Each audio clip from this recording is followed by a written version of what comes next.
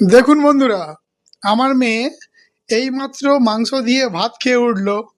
আবার দেখুন এ কি সব বানাচ্ছে। কি বানাচ্ছে আজকে?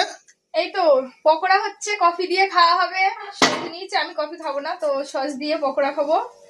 আর এটা সুজির পকোড়া করেছি, আর মুড়ি দিয়েও খাওয়া যাবে। এটা সুজি দিয়ে বানিয়েছি, সুজি, আলু, পেঁয়াজ, তারপরে কি বলে ওটা, ক্যারি পাতা, রসুন, আদা, সব রকম দিয়ে মশলাপাতি দিয়ে বানিয়েছি।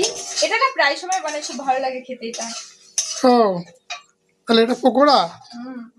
আচ্ছা, এটা পকোড়া। তো আপনারা দেখুন সবাই, এই যে পকোড়া। দেখো তো কেমন হয়েছে দেখতে।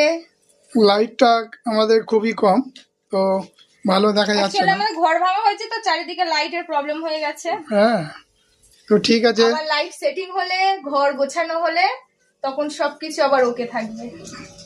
টাটা।